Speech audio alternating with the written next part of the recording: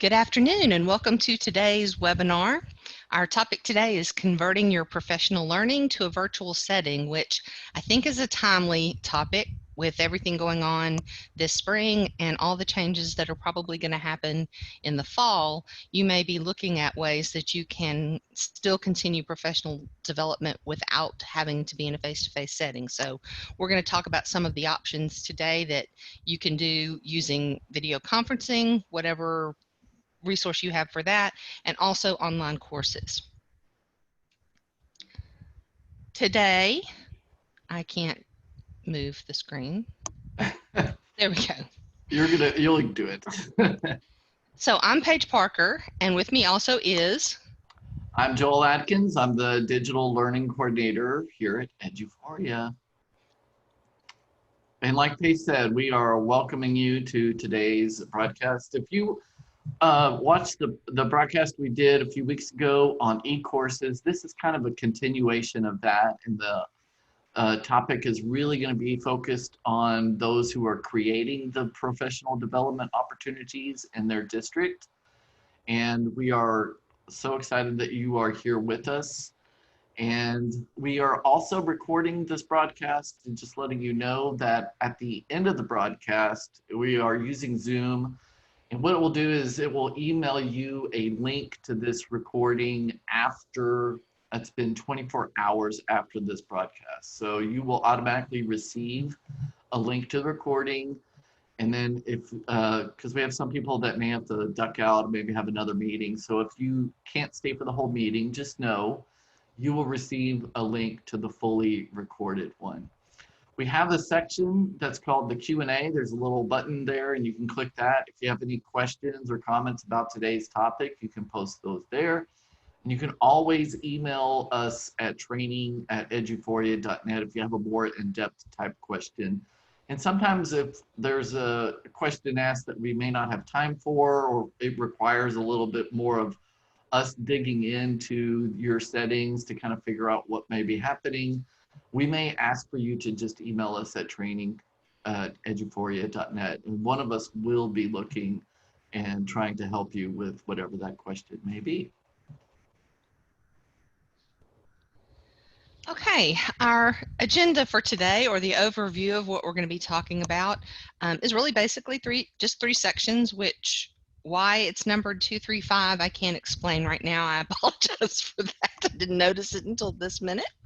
But we're going to start off by looking at some sample e-courses, different kinds of e-courses or different topics that you might want to use them for, and different ways that you might want to set them up. We'll then talk about authoring an e-course and go a little bit into the elements and hyperlinks and videos and setting up assessments. Those are usually the biggest questions in terms of authoring an e-course. Joel mentioned the session that we had earlier about e-courses, and we did talk about the management side. I'm not going to talk much about management today, but you do have to set up the course, create it first before you can go in and author it. So we're just going to be talking about authoring today. And then we'll talk about creating a course with a virtual meeting. So there is a difference between an online course where it's asynchronous and they go through the content on their own time, and a course kind of like this webinar where we're all, at least for those of you who are with us right now, all in it together at the same time. And we'll talk about both of those options and things that you can do using Eduforia. And hopefully these will be solutions that'll help you get a handle on what you want to do coming into the new school year with the COVID-19 still hanging over our heads. Okay, I'm going to go ahead and jump over into the software and start talking about some of the sample courses. So I'm in as an administrator, and if you have administrative rights, then you know when you come over here to the left-hand side, you'll have your workshop settings, and that's where I'm going to go to look at courses that are already created. And we'll talk about some different kinds and why you might want to use those different kinds of courses. The first course that I'm going to look at, I'm going to go into the instructor side and look at my e-courses, and I'm going to go to an annual compliance training course. We have quite a few districts who use e-courses for their annual compliance, and I'll talk about some reasons and what it can look like.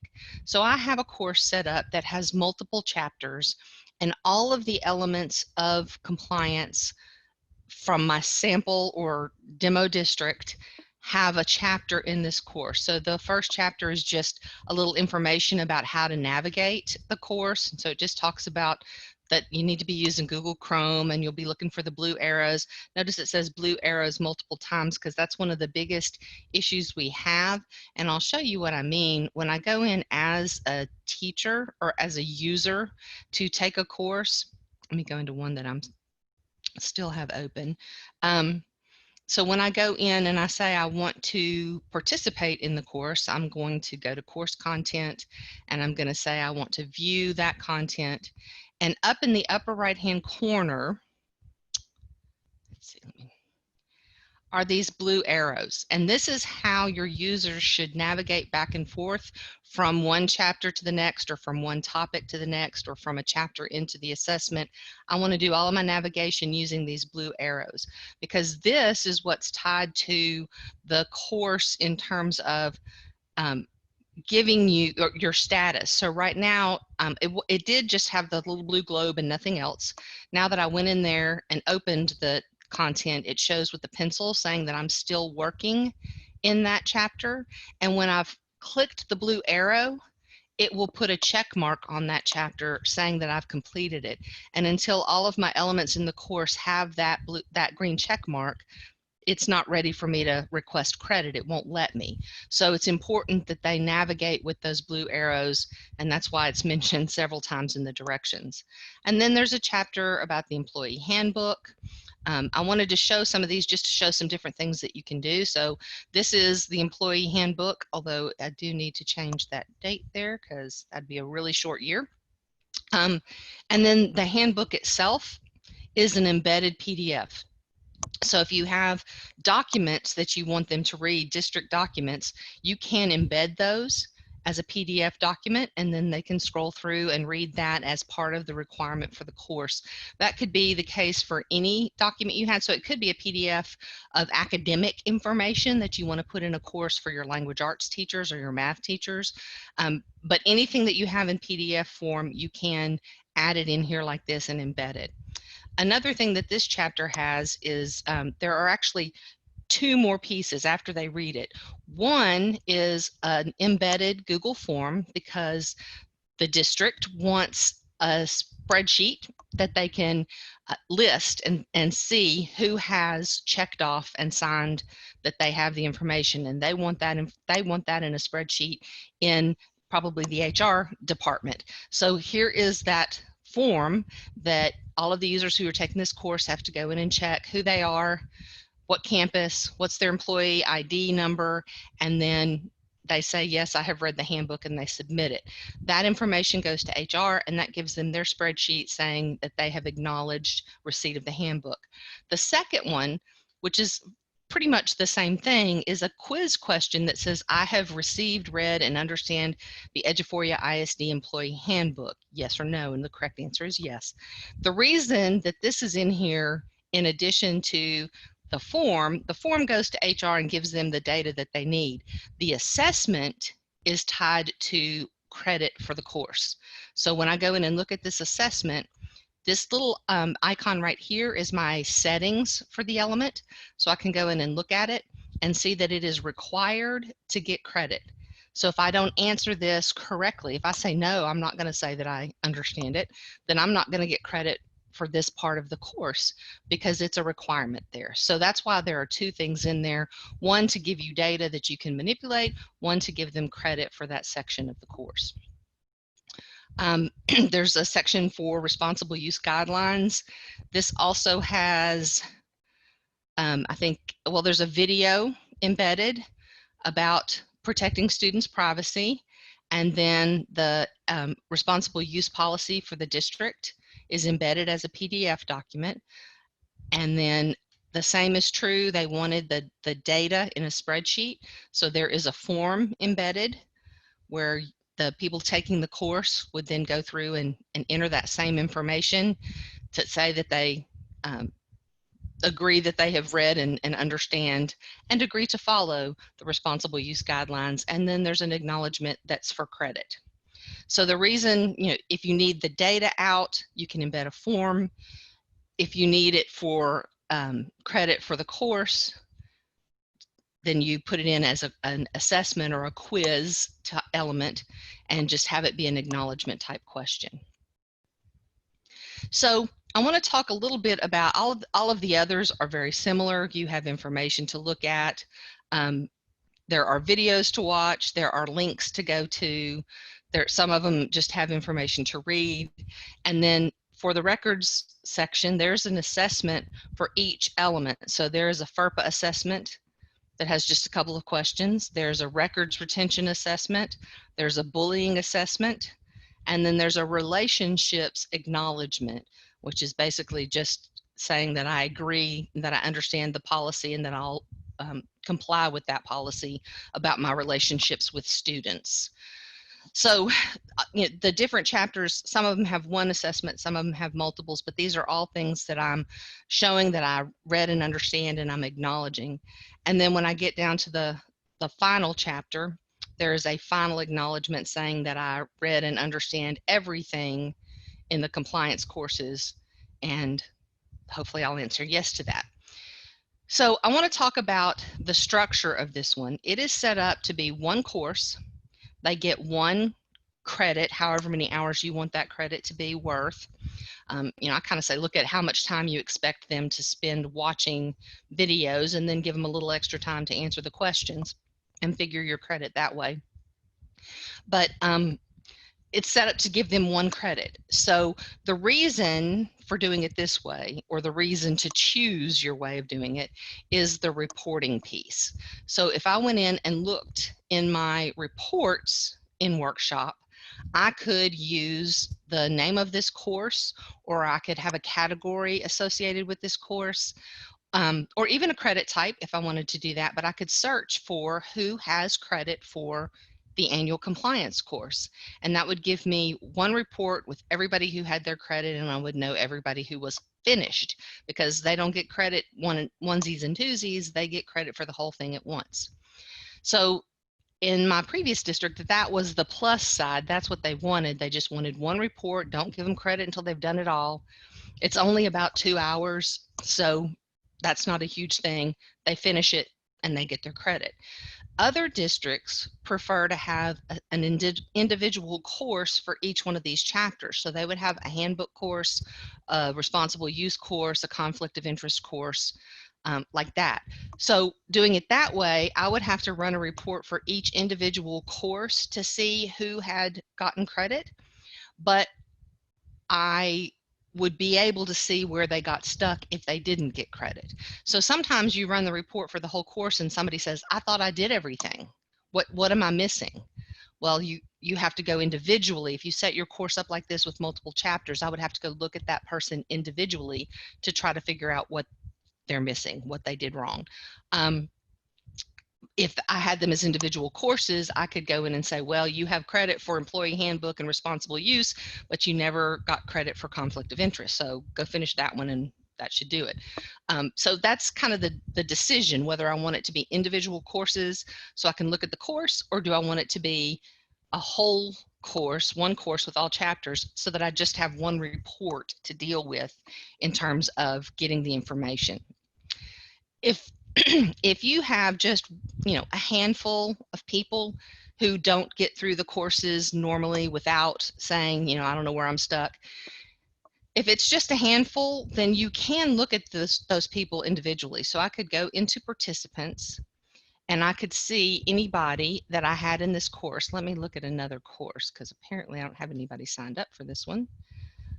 I could go into the course and look at that person, and I would be able to see what they had done on their assessments. And in this case, I have the course set to be 80% or better on their assessments. So a 72 does not meet the passing score, and I could look at that and see this is why you didn't get your credit. I could also go in and look at the assessments that they took and say, this is the score. I can look at that and see, or if there was something that was not completed, if there was a quiz in there that they never accessed and it wasn't showing in the list, then I would know that was one of the things that they didn't do. I can also go in and look at their time details, so I can see I spent a whopping 2 minutes and 42 seconds on this course, and I did not make a high enough score to get credit. Shock. So this is probably why I don't have credit, and I could send them back to the course. So you can look at the details on an individual if you want to. And then you can also tell your teachers that when they are taking a course, they should have, and I'm not sure if this is going to be one, they should have a green check mark on every element of the course. So every chapter should have a green check mark. If it doesn't, then they weren't even eligible for credit. And then also, when they get all three of their check marks, there will be a button up here that says request credit. So until they see their green check marks and click the request button, they're not going to get credit. So that would be the first thing I would tell them to check. And then if that is not the case, then I would go in and look at the scores, look at them individually and see if I could figure out what it was that kept them from getting the credit. And Paige, I was going to add to that, like Yes. that is a huge part of kind of training teachers for using an eCourse system is kind of self-help. Yes. And how to check for those things. I cannot tell you how many times I would have teachers say, well, I finished the training and I can literally go in there and see that pencil icon still on one of the chapters because they clicked through the content and not used the blue arrows. Absolutely. So it's absolutely a great thing to include in your training of teachers for how to be able to kind of self-check. Yes, absolutely. And that's a very good point. Thank you. In fact, this is very old. This is from before I left the district that I was in previously. If what I need to do is update this navigating the course and put a video in there showing them and including the check marks versus the pencils and where the request credit button is and all of those things, to have a video out there showing them how to access and complete an e-course, I think would be a great part of something that, especially something like a compliance course that all of your teachers are going to have to take. And then when they take other courses, they'll already know that. And that would be a good way to front load them with that information. So thank you, Joel, for pointing that out. That is a very important part of it. And it does say here, if you don't use the blue arrows, it won't take you to the end and you won't get credit for everything that you've completed. But you and I both know they don't always read all that. So probably a video is what I need to put in instead. Any questions about setting up a compliance course, the two different ways that I talked about doing it, pros and cons? Any questions at all? No, been getting them answered. Thank you much. So I'm going to look at a different kind of course. Another thing that you might have that you're concerned about doing training on is technology, because we're used to doing technology training where we bring everybody into a computer lab and we do the training that way, which is really nice because then you can answer and they're hands-on and that's all good, but we may not have that luxury anymore. So I have a forethought course set up to show an example of how you could do a training on technology or on a tech tool or something like that using eCourses. So again, when I go into author, I have multiple chapters. I have a beginning of the year chapter. There's a section for new teachers and a section for returning teachers. And on each of them, like on the new teacher one, it says new teachers only. And on this one, it says returning teachers only. And it tells me here, if this is my first time setting up a lesson planner, I need to go to the new teacher topic instead, because this is not for me.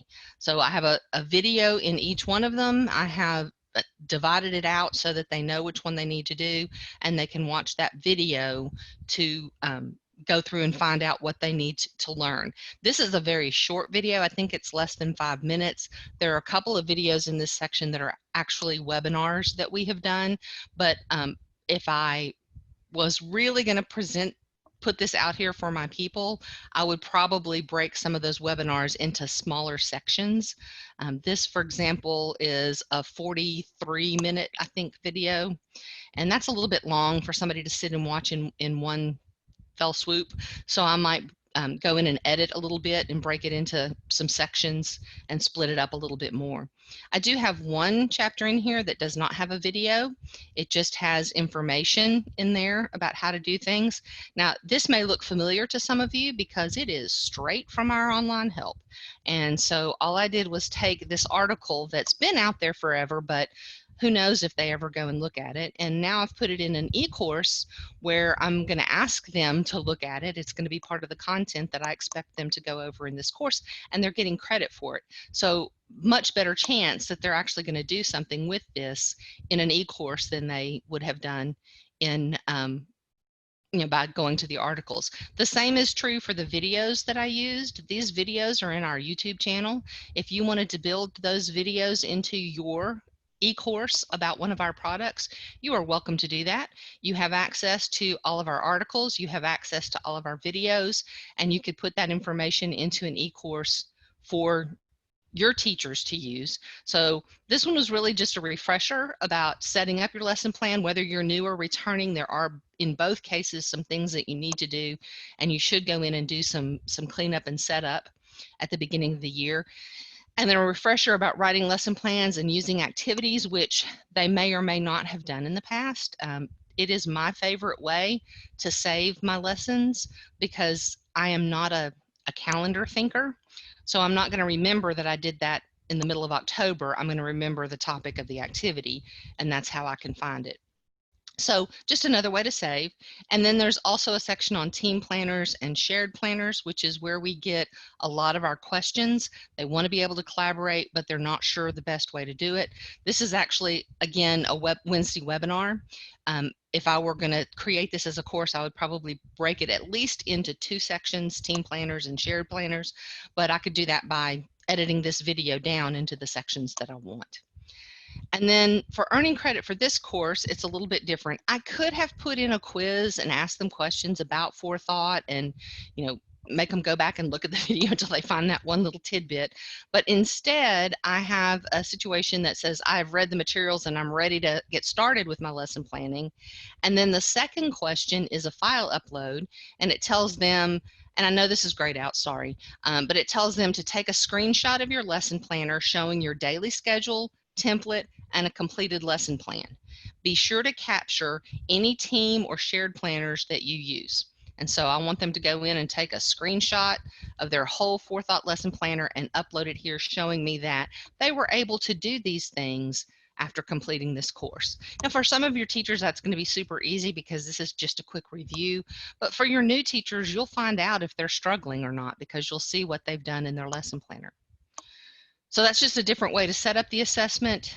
They have an acknowledgement, but they also have to upload showing that they have been able to do something with that.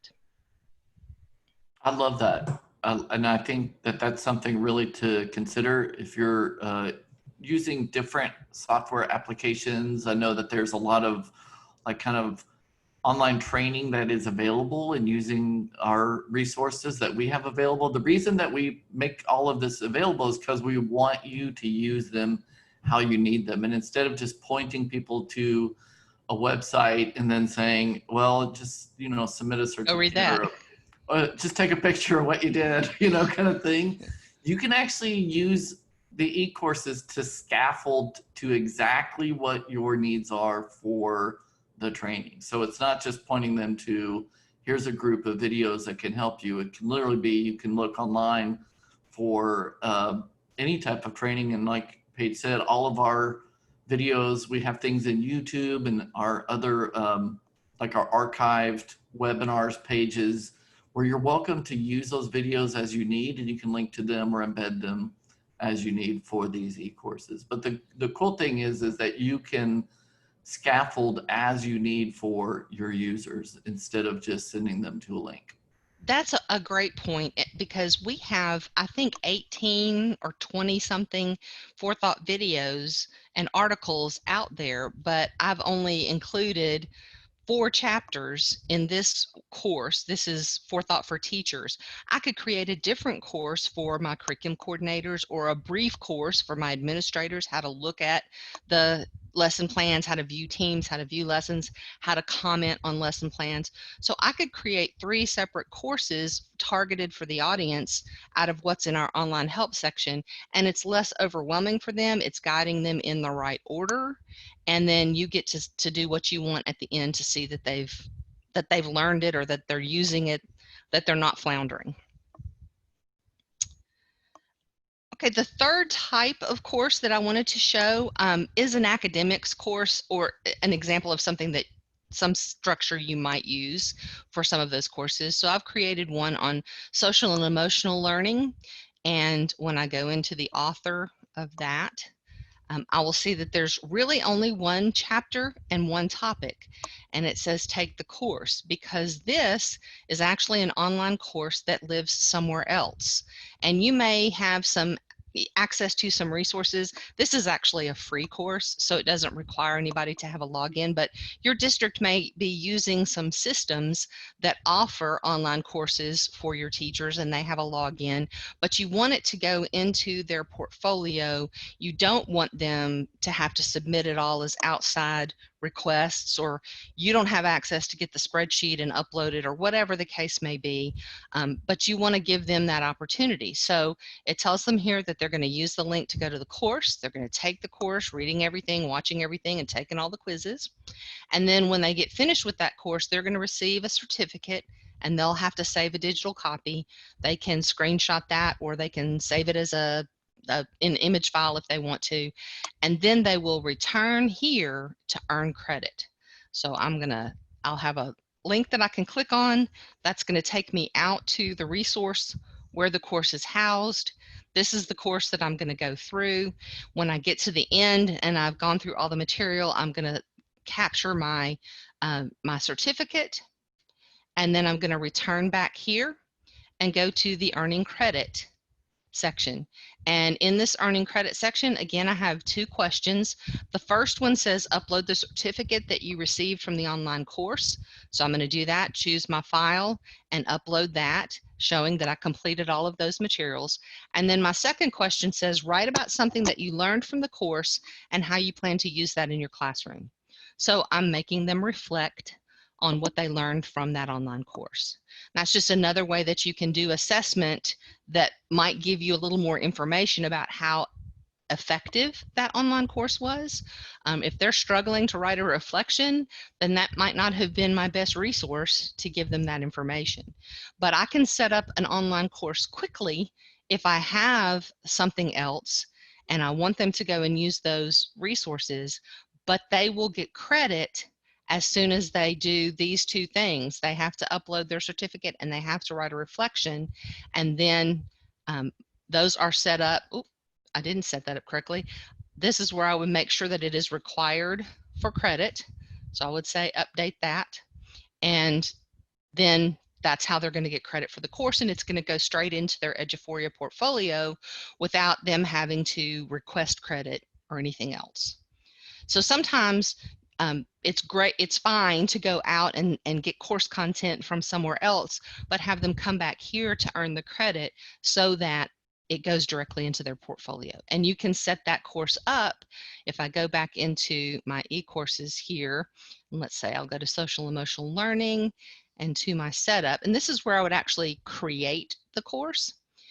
But when I go into my setup and I look at credits, in this case, the course is set up so that the instructor has to review and score based on a passing percentage. So it's not going to automatically go in, but it is going to go automatically into my participants list. So I will see if I have any participants here, and then I'll be able to go in and say, yes, they answered that question, they did their reflections, they uploaded their certificate, and there's a button that shows that I'm ready to grant credit. Any questions about any of those? There's no questions on that. I just wanted to reiterate, Okay. There's been some other questions that have come in about constructing an e-course. And we actually did a webinar a few weeks back. Paige did a webinar about building an e-course, and I just responded to someone. So I wasn't sure if everybody else saw that, but if you do need to get more information about the initial setup of e-courses, y'all, she did a phenomenal job a few weeks ago, And I like believe that creating. that recording is on Yes, YouTube, I think, in our YouTube channel. correct. It's available there. So if you need to refer back to that, that would be a good starting point for you. This is actually really going in depth about how e-courses can be used with Yeah, examples. options, Yeah. why you might want to do it one way rather than the other is really kind of more what today's about. But that resource is out there if you need it. And I am going to create one really quickly in just a second just to show you another option.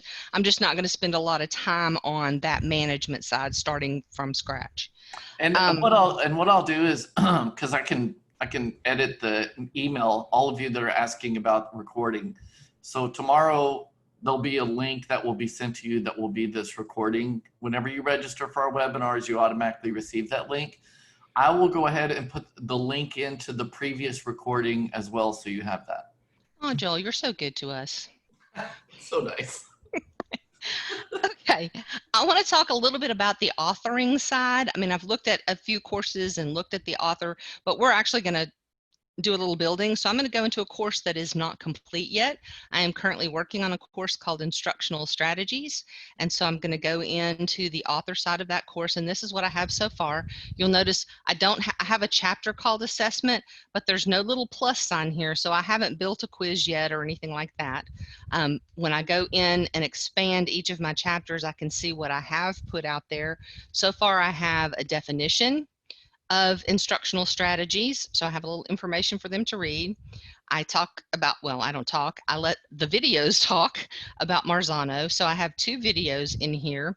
One of them is, and this one I think is gonna, no, it did not on lunch. One of them is about his high yield strategies, and it's probably information that you're familiar with, but it's a good little review. And then this is a short video. It's only a couple of minutes about Marzano talking about those strategies, and really a little, I thought it was interesting because it's a little bit about how we've misused them.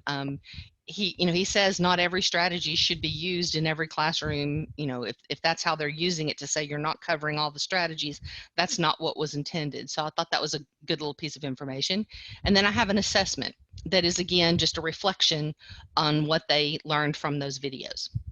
And then what I'm building now is the types of instructional strategies. So I have a topic that I have created, and I put in there a video that's about active teaching and learning strategies.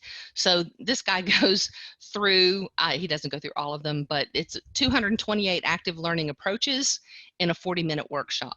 And he's pretty dynamic, and it's a good video, and it goes over some of those strategies. And they're the kinds of strategies Marzano talks about, but he's got all different options of ways that you can do those. So what I'm working on now is my second topic, which is assessment-based instruction, and I don't have anything there yet. So I want to talk about what you can do in these chapters. This is what they call a Wysiwyg Editor, so I can type anything in here. It's kind of like what you do with Forethought. It's online, so it's making a web page out of it, but I can just use my typing tools to talk to add whatever I want. So I'm just going to type assessment-based instructional strategies.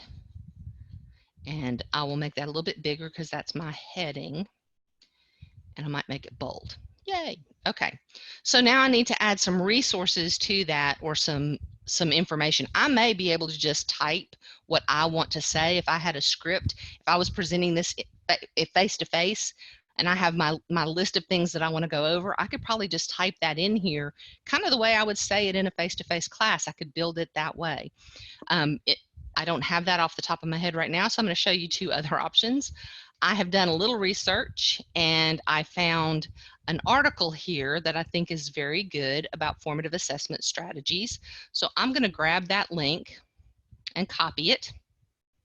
I'm going to go back to my course, and I can paste it in right there. Joel, are you seeing what I'm seeing? I see the link. Is there a pop-up or something? We're not seeing that. No, that didn't used to work that way. They fixed it. Yay! Okay, so this is like a step into the 20th century for eCourses, because previously you had to go into the code and you had to add in this href statement with the link in there. But I just copied and pasted a link in, and it made it a hyperlink for me. So that's like Are you doing your dance? I am. I'm like doing a chair dance right now. So I'm very excited about that because that makes it so much easier just to add your links in of places that you want them to go. Now, the second thing that I want to add to this is a video. So I'm going to come over to YouTube, and I could copy the link, and apparently that's going to work for me, but I like to embed my videos. In this case, with this link, they would have to leave and go out to the article that I want them to read, and then they would have to close that article in order to come back to the class or the course.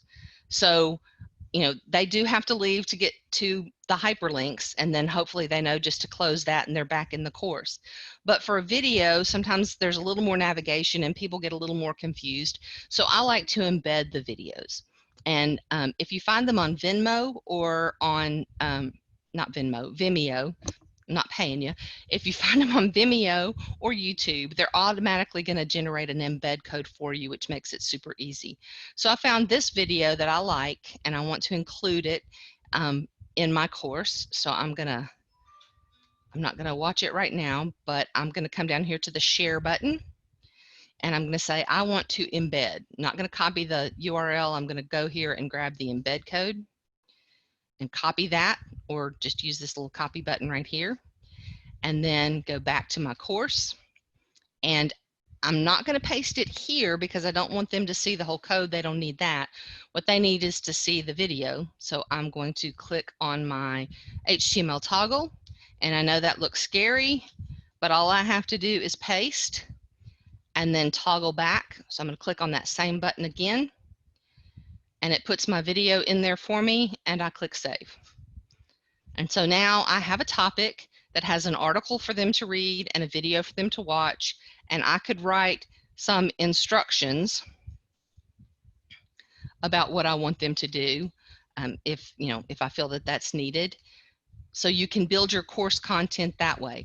Again, as I said, if I had a face-to-face course already prepared on this topic, I could use the resources that I would have used face-to-face. I could type the things I would have said face-to-face, and that would be the content that they would go through.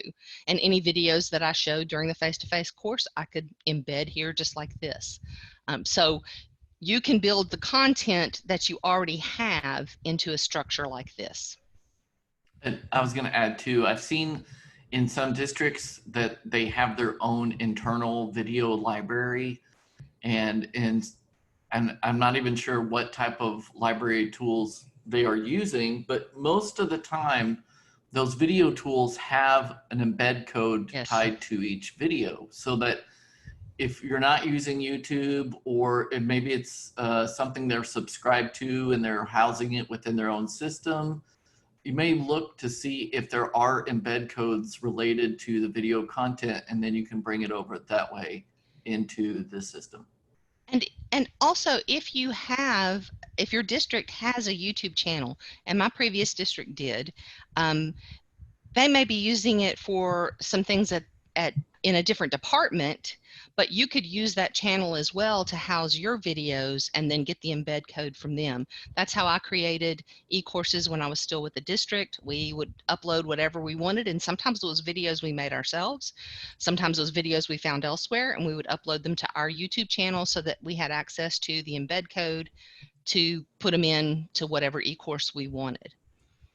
And also, if you're creating professional development for content areas and your district has a resource like Discovery Learning's video site, you can use those videos and embed them. So if you're teaching a lesson on a certain science topic and you can find a video that goes with it, you can use that in your content that you're sharing with the teachers. And then they know that that resource is out there to use in their classrooms. So anywhere that you can go and find a video resource, you should be able to put it in here one way or the other, either by getting the embed code, or if I was a wily coyote, I could go into my embed code and I could copy this and then just paste whatever URL. This is the URL from the video I used, but if I pasted another URL in there, the rest of the code would make it work. So I'm not a code writer, I'm a code stealer. So I can go in and find the code to embed a video and then just paste my URL in there. And Paige, I was going to add too. So something else that I've seen is if some districts, they may have a pay account access to a subscription that provides videos that would require a login. And so in cases where there's a login, the video may not show and the link to it may be required with the instructions letting them know this is going to go to an outside site. Please use the login credentials, blah, blah, blah, to access that video. That is a very good point. I do want to share one little hack. If you have discovery streaming, which does require you to log in, if you go into, and this is not discovery streaming, so it's not going to work here, but if you go into discovery streaming and you start the video and you right click on it, and it won't do it here, but if I right clicked and copied the URL, it will bypass the login. Oh my goodness, you're teaching everyone how to hack discovery learning. Okay, well, I'm not saying it's a hack. I'm just saying maybe they left that door open. I don't know. But if you have to have the video that you want open and playing, and then you right click and you can copy the URL and that will take them straight in without going through a login screen. That was worth tuning in all by itself, right? Okay, so any questions on adding those types of resources, links and videos to your courses? Yes. Okay. Someone is asking, how would you embed a PDF? Okay, that's a very good question. So let me open, I of course don't have anything open, so let me go open my drive. Forgot what I was doing for a second. So I'm going to go grab a PDF document out of my drive. And this is another one that I have to go and steal the code for. So I'm going to come over here and I did a Google search and I just searched for code to embed a PDF from Google Docs. And it came up with that information. And then now that I have it in one of my courses, I just steal it from myself. And so I'll go over here to author, and I know that conflict of interest has that. So I'm going to look here on the policy page, and it's taken a while to load, but that's okay. I'm going to click over here to the code, and I'm going to steal it. It's just that same iframe code that's part of a video, only it doesn't have anything about playing it. So I'm just going to copy that code and put it in the course where I want it. So let me come in here to my author. And let's say on the next chapter about group instructional strategies, I want to put a PDF in there. Oops. So I'm going to click on that one to get my HTML up, and I'm going to paste that code in. Now, this is the conflict of interest policy, which I do not want in my course about instructional strategies. So I'm going to go and find a document that's a PDF. So I need to have that PDF document. I'm going to pretend like, I don't know what other PDFs I have. We're going to pretend like this is something about instructional strategies, and I'm going to get that link.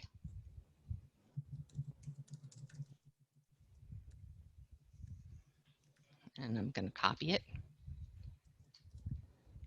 And then I'm going to come back over here, and I'm going to paste that link right there. So I'm going to take it all the way to the quotation marks, but I'm not going to include the word preview. I'm going to paste that in there, and now it will display that PDF document. Or not. It made a sad face. Is the document open? Probably not. That's probably what it is. That's why I keep you around, Joel. So I have to go in. No, it does say anyone with a link can do it. Oh. Oh, that's why, because of that at the end. So let me copy just, Oh. it's because of the view sharing part at the end of it. So I'm going to copy just the address of the document itself. Copy. And then come back over here. And, or I could just take off this part all the way to GM, because that's the end of my address. So now it should show. Ta-da! So you just have to know where your PDF document is and be able to copy that address. And then you can Google the code or you can borrow it from a video embed code. It's just going to be that iframe stuff that you have to put in there, and then how big do you want it to show up on your screen, and that's all you have to do, and then you'll put the URL in there where it belongs. The same is true for Google Forms. You can just get the URL from those and pop them into that code. So this is a PowerPoint presentation that was saved as a PDF so that it could come into an eCourse. So whatever you have that you want to use, you can put it in there. Any other questions, Joel, before I jump onto creating the virtual meeting kind of course? Nope.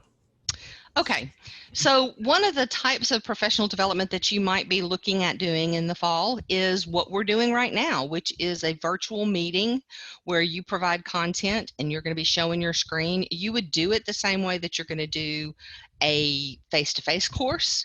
It's just that you would have your screen showing, like I have my screen showing. You could have your face showing, and I could turn my video on for a second and have my face showing so that you can see me. So you can include that kind of stuff in there. You could be all talking at one time. I'm sure y'all have had meetings that way, both with family and work related. So how would you set that up? How would you give credit for it? And I'm going to talk about a couple of different ways and why you might want to do one or the other. The first way that I'm going to talk about is a regular course, not an e-course.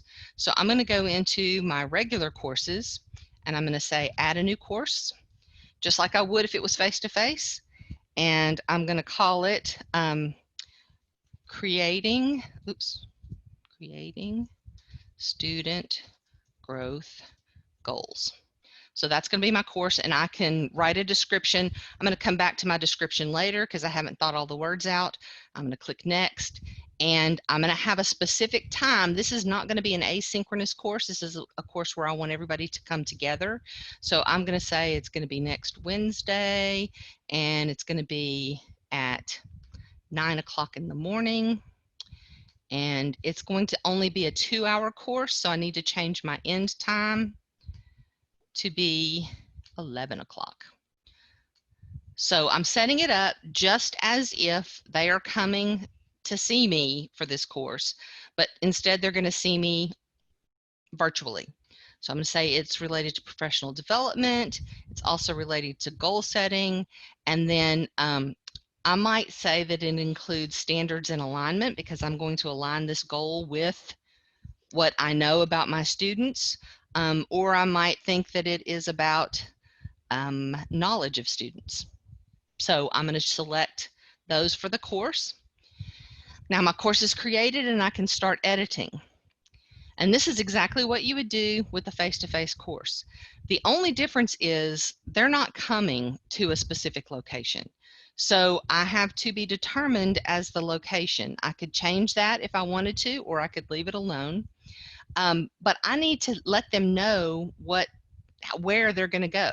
So if you have Zoom, if that's how you are doing things, then you can come over here. What did it do to me? It logged me out, I think. Probably because you're in Zoom right now. Oh, well, yeah, that's a problem. We are Zooming right now. But I just want to go to the login screen. Come on, you can let me do that, can't you? Please don't log out because we would lose Okay. you. Yeah, it's. Uh, I don't know that you want to do that, but okay. Look, I'm in. See? Okay, good. Okay. You were sweating it, weren't you? I was. Okay. So I'm going to go to this. I created a Zoom meeting for next week at 9 o'clock, and it's called Writing Student Growth Goals. And I'm going to look at the data about that course, and here is my link. I could copy the whole invitation, but really all I need is the link. So I'm going to say copy and go back to my course that I'm creating. And in my description, I could put join the Zoom meeting at, and there's my link. So they have the link that they can copy and put into their browser, and that's how they can access it. I could also go in and say I want to email everyone in my course, right, maybe the day before, maybe 15 minutes before, and just say join us. And there's the link. That one becomes a hot link that they can get to from their email address. So I can send that out to all my participants and they'll get a hot link, but they've got it here in the description. So all they have to do is join at that particular time. If I do it this way, just like a regular course that they were coming to, I can have people register. So I'll know who's enrolled in the course. And then after the course is over with, I can go back into Zoom, into my meeting information, and I can go to reports. And I can say I want to look at my usage reports. And I'm going to pick a previous, let me go back a month. Oh, I have to click the search button. And so it's going to show me all of my meetings, and I'm going to pretend like this is the one that I want. If I come over here and see I had 15 participants, I can click on that number and it will show me exactly who those participants were. Won't let me move it up though.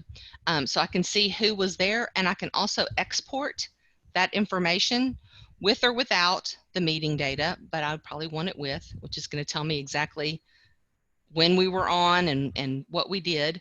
And then I can see everybody was there, who was there and how long they were there for. So, I don't know, I've got a couple people who were in there for 2 minutes, 3 minutes, but I have several people who stayed the entire time, and I can see exactly how much time people were in. So I know who was there and who gets credit.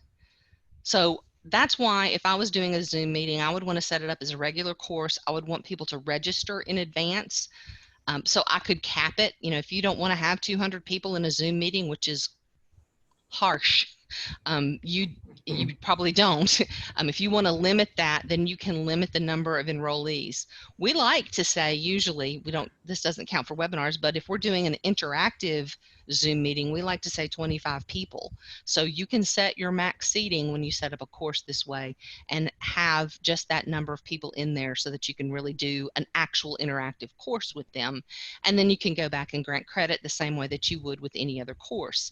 Also, doing it this way gives you the ability to put out any notes or attachments that you want. This is another place where I could put that Zoom meeting in as a hot link so that they know that they can go there and click on it. And then I could also attach anything that I wanted them to read before they came in, and we could also have a discussion about it. So I have access to some other options, just like you do with the face-to-face course if I'm doing it this way, and they'll register the same way they always do. They'll just need to know I've got to use that link that's in the description to join the course. And you could put more information in your description if you want to, but they will have that information to know how to join. And Paige, I was going to share. So Stacy posted in the Q&A. She said, "Beware of sharing the meeting info in the description if you only want enrolled attendees in the meeting." And I want to share something that I learned recently, which was in a support ticket that came in where that was an issue, where a district wanted to have a very limited amount of people. Like they may have had attendees that were joining a meeting, but they were tracking it in the workshop settings. So what they did is they created the course, but they did not publish it for people to join. They just created it, kind of held it hid it in the catalog, which is a setting. And Yes. then that way they could enroll who they wanted in there and have that email to be able to go out before to make sure it goes to the right people. So yeah, there it is in So publication dates. You can I had to hide think a a minute course. about where that was. Yeah, So you can set the publication dates to not publish until after the course is over. But what I would do is just check this box that says hide this course. And right. then that course is not available for registration. If I wanted to, however, I could come over here and I could copy this link and I could email it. So if my group of people that I wanted to attend was just assistant principals, and I have an email group of assistant principals, then I can hide the course and then send them this link, or I could just send them the Zoom link, but I would want them to register here. So I would send them this link, get them to register so that they would be showing up in my attendees list. Another option is always to go to enroll and say I want to view my groups, and I want to scroll down to my custom groups, and I want to find my, let's say this is for counselors. I want to find my group of counselors. This is a custom group that's created in the management piece, and I can select that group, and then I can enroll all of them at one time. So I can say select all of those people, and it will let me enroll them all in the course.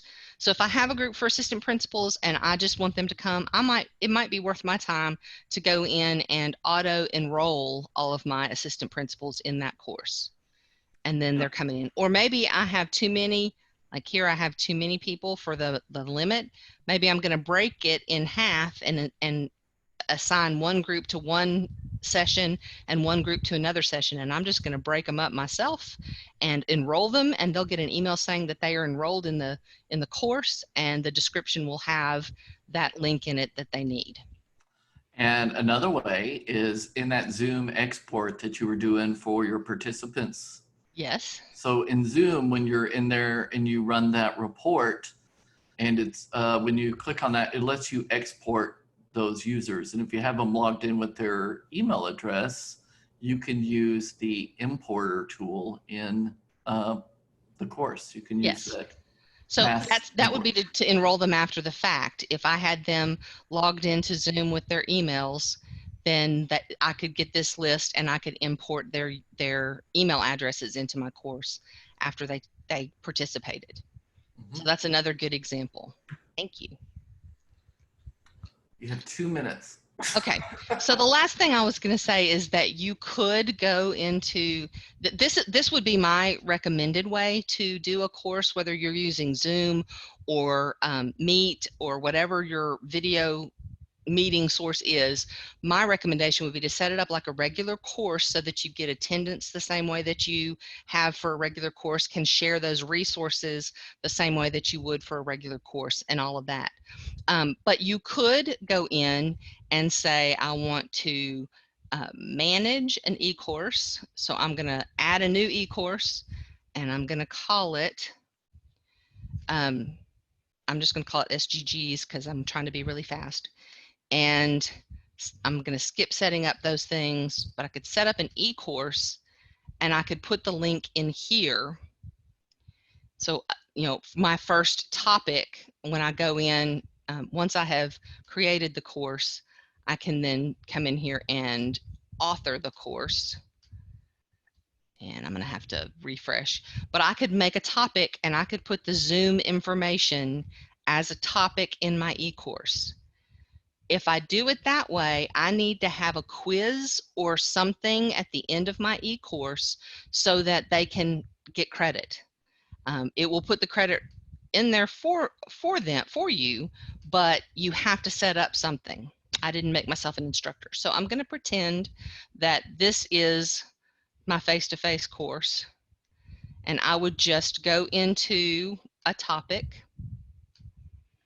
and I would write the information about joining the Zoom class and the Zoom link on this screen. But in order for them to get the credit, I would have to have some assessment at the end of the course, and that would put the credit in their portfolio. To me, this is a little kind of backwards because they're going to go to an online course, but then they're going to join a video call, and then they have to come back and take a quiz. I would probably do it, like I said, my recommendation would be to do it as a regular course and manage it that way. Okay, any final questions?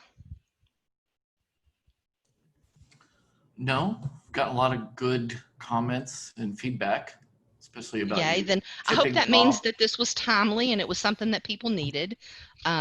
And I just want to say, if you do have additional questions, if your district is trying to do something and you're struggling with figuring out the best way to do it, feel free to email us at training@eduphoria.net, and somebody will get back to you and try to give you our best recommendations for what could meet your needs. We're happy to do that. And I think the people that are giving us the most feedback, we're thankful for the hacking tip on Discovery Learning videos. I'm playing with you. So on this slide, just letting you know, we are still working through summer. We don't take summers off, but if you are wanting to receive announcements, updates, especially about upcoming webinars and topics that we're going to be sharing about, you can go to our help page. You can access help in any of the applications. And then under the announcements section is a link to how can I receive announcements, and there's a sign-in screen there. And then we're also on social media, on Twitter, Facebook, Instagram, at Eduphoria. I also wanted to remind everyone that can you go back one? There we go. One more. Can you go back one? It won't go back. There we go. Can you go forward one? Technical issues, right? Okay, I'll just say it. So next week on July 8th, we added a new webinar, and it's really for those of you that are managing Strive and maybe starting to have the conversation about teacher incentive allotment. We have a webinar scheduled for next week called Let's Talk TIA, and you can also access that to register for that in our help section on our in our application. So when you click on help, it will take you to our help section. You click on training and webinars like Paige is demonstrating there. Upcoming webinars, not events. Oops, sorry. And it's okay, we're pros. And it's for next week. Let's Talk TIA. This is going to be a bit more of an interactive one. We want to get feedback from the participants who are there to find out what type of topics you're interested in. And maybe we can kind of curate resources. We have a big group of customers that are in different cohorts, and we're already kind of reaching out to them to find out what they're doing and how they're filling out that application and what examples they're providing, so that maybe we can pull them together to also present in a future series that's specific to TIA. So we're hope that you would consider participating in that, at least to kind of be on the ground floor with us and to offer ideas and suggestions, and maybe co-present with us about what you were doing about TIA and that process in your district. All right, y'all. Sounds great. Thank you so much for joining us today. And again, let us know if there's anything that we can do to help you as you plan for this very, very different situation that we have going on. Thank y'all. Thank you, and bye-bye.